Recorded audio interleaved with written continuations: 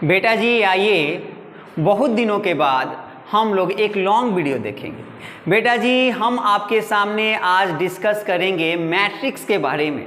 अगर ध्यान से देखा जाए और आपने कभी कोई प्रैक्टिस सेट लगाया होगा या कोई एग्ज़ाम या टेस्ट दिया होगा तो आपको सीजीएल के एग्ज़ाम में या फिर सीपीओ के एग्ज़ाम में इससे एक क्वेश्चन अवश्य दिखेगा। और कहा जाता है कि ऐसे ऐसे जो टॉपिक्स होते हैं ये फ्री में आपको 1 नंबर दिलाते हैं। ज़रा ध्यान से देखिए, मैंने आपको अभी भी बताया कि हम लोग डिस्कस क्या करेंगे बेटा जी, मैट्रिक्स के बारे में। ये मैट्रिक्स होता क्या है ज़रा देखिएगा और समझने की कोशिश कीजिएगा। देखिए आप ध्यान से देखेंगे, आपको समझाने के लिए, समझाने के भाषा में मैं आपको ये बोलूँगा कि बेटा जी मैट्रिक्स में अगर देखा जाए तो एक तरह से लोकेशन ढूंढना होता है ना, कि कौन सा लेटर कहाँ पे है, किस बॉक्स में है। और बताना कैसे होगा तो ज़रा ध्यान से देखिएगा कि कैसे बताएंगे। तो इसके लिए आपको रो और कॉलम समझना होता है कि रो क्या होता है और कॉलम क्या होता है। ज़रा ध्यान से देखेंगे। सबसे पहले मान लीजिए 1 2 3, 1 2 और 3 हो गया।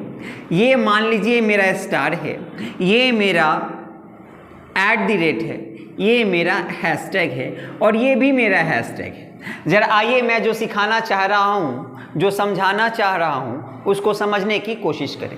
ए बेटा, सबसे पहले मैंने कहा कि बेटा जी इसमें एक तरह से इसका लोकेशन बताना होता है। तो ये लोकेशन कैसे बताएंगे? क्या आप ऐसा बोलोगे कि ऊपर से दूसरा बॉक्स, नीचे से दूसरा, ऐसा कुछ नहीं। जरा ध्यान से देखना बेटा जी, ये जो है ना, ये वाला लाइन ये आपका रो कहलाता है और ये जो है ना ये आपको कॉलम कहलाता है। क्या कहलाता है? कॉलम और रो। इसमें आपको रो नंबर और कॉलम नंबर बता करके बताना होता है कि कौन सा लेटर कहाँ पे है, उसका लोकेशन देना होता है। जरा ध्यान से देखेंगे कि कैसे करना होगा। बेटा जी हमेशा याद रखिएगा कि नंबर मैट्रिक्स नहीं, लेटर मैट्रिक्स में हमेशा हम लोगों को रो टू कॉलम चलना होता है।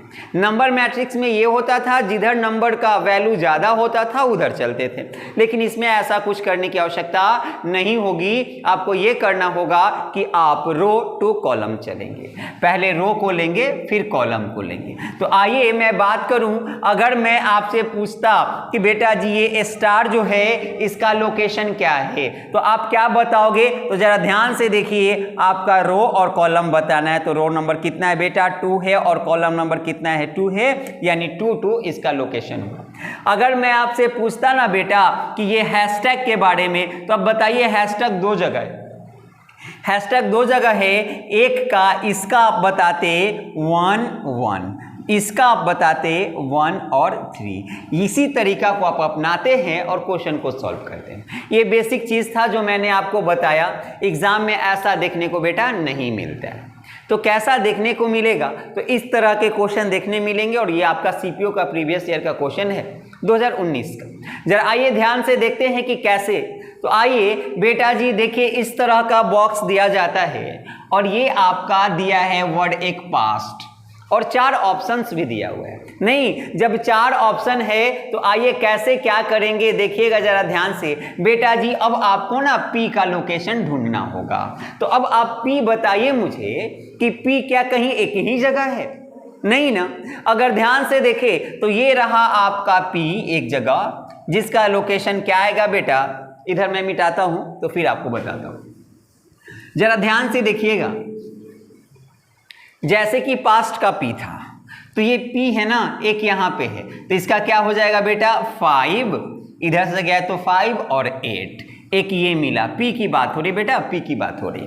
जरा ध्यान से देखिएगा, दूसरा जो मिला ना वो मिला आपको 6 और ऊपर से 9। यहाँ देखिए ये आपका 7 और 5, ये रहा। इसको देखा जाए तो आपको 8 और 6, फिर यहाँ भी पी है, इसका है 9 और 7। एक ही पी और कितने जगह है बेटा? तो 5 जगह। एक ही पी 5 जगह है।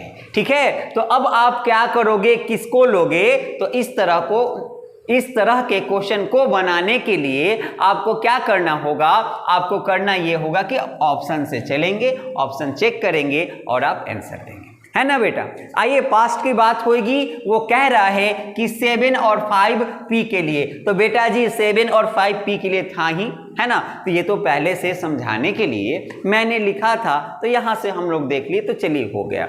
आइए अब ए की बात करूं तो 2 1 कहता है, ए के लिए 2 1 कहता है बेटा जी। तो रो नंबर 2 को हम लिए और जैसे ही आगे बढ़े यहां पे आए तो यहां ए है, और देखिए ये रो नंबर 2 और कॉलम नंबर 3 में है ना। तो आपका ए 2 3 में है, 2 1 में नहीं, इसलिए ये ऑप्शन गलत हो गया। आइए दूसरे ऑप्शन को देखते हैं। 8 और 6 बोल रहा है पी के लिए, तो बेटा जी 8 और 6 क्या पी का है, तो ये रहा 8वां नंबर रो और कॉलम नंबर 6 ये रहा मेरा, है ना।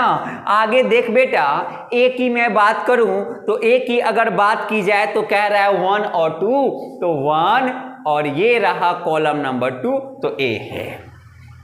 एस के लिए कहता है 3 1, तो एस के लिए 3 1 की बात हो रही है, तो बेटा जी 3 और 1 में आपका एस है, ठीक है। अब कहता है टी के लिए 7 और 6, तो आइए चेक करते हैं क्या 7 6 में आपका टी है। तो आइए देखते हैं, तो ये रहा 7 और ये रहा 6 आपका टी है ना। तो आपका ऑप्शन नंबर बी आंसर हो गया। तो इसी तरीका को हम लोग अपनाते हैं और इसी तरह से बनाया जाता है बेटा जी। तो एक क्वेश्चन मैंने आपको बना करके समझाया, कुछ बेसिक्स भी बताए।